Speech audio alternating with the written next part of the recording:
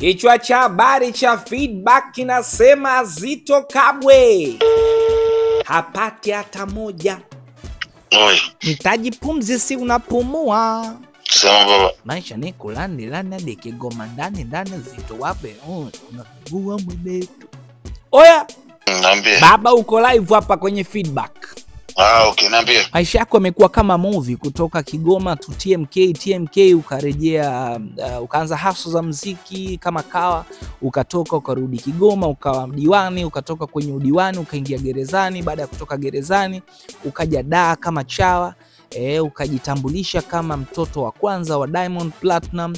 Baada ya hapo umefungua milango kwa watu wa comedy, umefanya events kubwa za watu wa comedy, na sasa unataka kuelekea kwenye upande wa siasa, urudi kule Kigoma. Na kwa watu ambao pengine wameishi katika pazia la kutokuamini kinawezekana, wamekuwa wakiamini inawezekana kupitia wewe. Yeah, ni kweli. Kama sikosei utakuwa ni mwana hip hop wa 4 kuweka rekodi ya kuingia bungeni katika jumba ambalo linapanga sheria na kuweza kuisimamia serikali kwenye miongozo yake. Mara baada ya kumuona Sugu aliingia kwa tiketi ya Chadema, Professor J pia aliingia kwa tiketi ya Chadema, na tukamuona pia naibu waziri Mwana FA kwa tiketi ya CCM, na wewe umeanza kuonyesha dhamira ya kutaka kuingia bungeni kwenda kuwasemea wakazi wa Kigoma. Natamani kufahamu hiyo dhamira ikoje, na kwa wakazi wa Kigoma wategemee nini kwa Baba Levo, Bilevo, Ba, Fundi Majumba?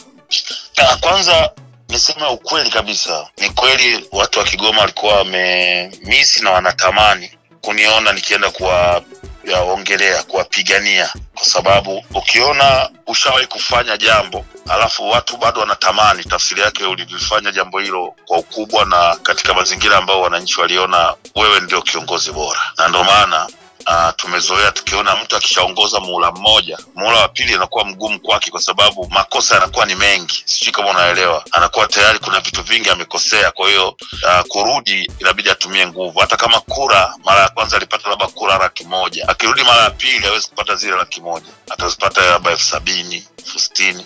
Yani kutakuwa kuna watu wamepungua. Lakini ukiona mimi watu wananipigania, wanalia, wanafanyaje, so inashawishi kuweza kurudi kwenda kuwapambania wananchi.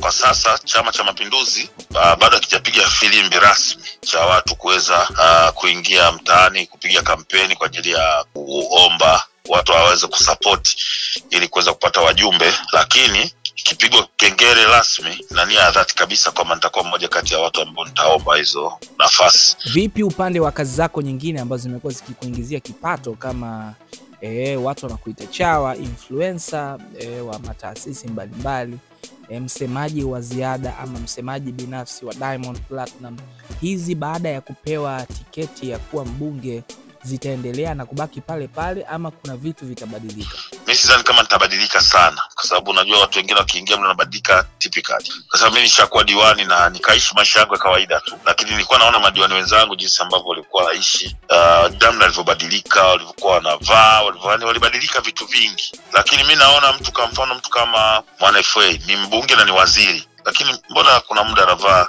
kawaida tu, anavaa track zake na enjoy. So nitatoa somo lingine kama nitapata nafasi. Lakini wengi tumekufahamu mara baada ya Zitto Kabwe kukutambulisha kupitia chama cha ACT Wazalendo na ukawa diwani kupitia chama hicho, lakini sasa hivi unaenda kuchukua tiketi ya kuwania ubunge kupitia chama cha CCM, CACT Wazalendo, lakini ambaye amekuintroduce kwenye siasa ndiye ambaye unaenda kupambana naye kwenye jimbo la Kigoma mjini. Hili alikupi hofu kutokana na historia ya ukaribu wenu, mahusiano, na yeye kuwa mtu ambaye amekuintroduce, na licha ya kwamba yeye ana experience kubwa Kigoma mjini zaidi ya kwako? Mimi na Zitto tuko jimbo moja, Kigoma mjini, kwa yeye ambavyo ametia nia, amechukua form nadhani kupitia chama chake cha ACT. Lakini kwa bahati mbaya zaidi, kama itatokea mimi nitashindana na Zitto, tafsiri yake ni kwamba hawezi kushinda kituo hata kimoja cha kupigia kura. Fundi Majumba, Zitto ashawahi kuwa mbunge kule, kituo hata kimoja? Achana kama vituo viko 200, hawezi kupata kimoja. Sayansi ipi utaitumia ili Zitto Kabwe asipate kura? Kura atapata, huwezi kusema hawezi kupata kura, lakini kushinda kituo hataweza. Kwa sababu yeye mwenyewe anajua. Hii nguvu Baba Levo unaipata wapi? Ni wananchi. ni wananchi, namna ambavyo tunakubalika katika mji wetu. Pengine Baba Levo, watu wanahisi we ni chawa tu, kilevo ya elimu humkuti Zitto Kabwe, uzoefu wa siasa haumkuti Zitto Zuberi Kabwe, na pengine amekuwa na taswira ama sura ile ya ubunge, na ukiangalia nafasi unayoenda kuania ni nafasi kubwa ya kuisemea Kigoma matatizo yake, kuisemea Kigoma kwenye chombo tunaita muhimili wa tatu wa nchi, ambao ndio unaisimamia serikali kwenye kutekeleza majukumu yake na kutunga pengine sheria. Kwa hivyo nafasi ya elimu na uzoefu inaweza ikakuangusha. Hili alikupi hofu kupambana na mtu ambaye kielimu amekuzidi na amekuzidi experience? Kigoma hawaangalii nani ana madigrii, nani ana masters, na wanaangalia ni nani anatupenda, ni nani anatukubali, ni nani yuko karibu yetu, ni nani anatuheshimu. That enough. Kwa hivyo vitu vingine vyote vitakuja baadaye, lakini wao wana ubunge kwao ni kama wanampa mtu tuzo kwa kile ambacho anawafanyia. Pengine umekuwa mtu ambaye unafahamu Kigoma ina changamoto gani, inakosa nini ambacho pengine utakwenda kukirekebisha, utakwenda kukiboresha ukipewa nafasi na ridhaa ya wananchi kuiongoza Kigoma?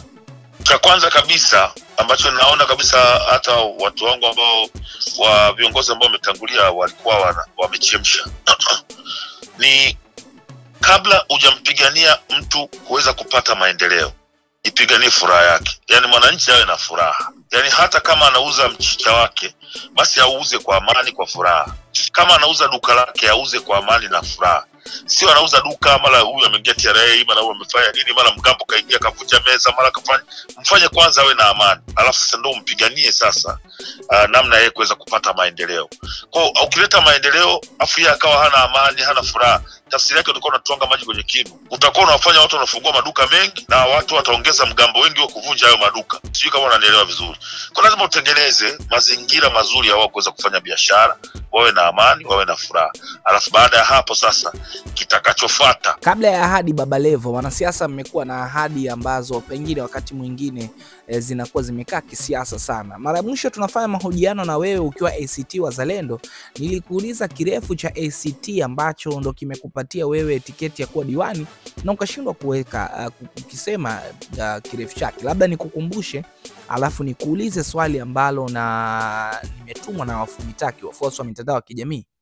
Kirefu chake ACT Alliance Transparent. Mheshimiwa diwani, umeruka si? Ndugu wangu ni Alliance ndio and Transparent. Ndugu wangu mambo ni mazuri. Hiyo ilikuwa ni mara ya mwisho. Sasa hivi unataka tiketi ya kuwa mbunge na kwenda kuwasemea wakazi wa Kigoma. Pengine unaifahamu mipaka na fursa ambazo zipo katika mji wa Kigoma? Umepakana na nchi kama Kongo, Burundi, Rwanda. Tuko karibu nao. Tuko karibu na hizi nchi. Kwa kuna nafasi ya wazi kabisa. Zambia, ukitoka Kigoma ukapita Nyakanazi, unapita sehemu moja panaitwa Ngara, unaenda kutokezea huko Rwanda. Je, chocho gani unapita ili uweze kutokea Burundi kutokea Kigoma?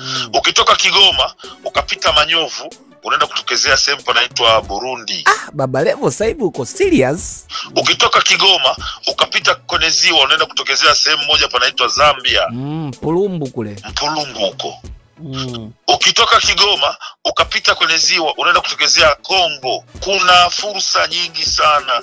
Ni kutengeneza mifumo mizuri ya kuconnect biashara ya Kongo na Kigoma, Kigoma na Burundi, Kigoma na Rwanda. Kigoma ni nchi ambazo ziko karibu. Babake na Levo, fundi majumba Chawa Pro Max, mbunge mtarajiwa. Tumalize, naomba unitajie herufi zinazotengeneza neno lebo.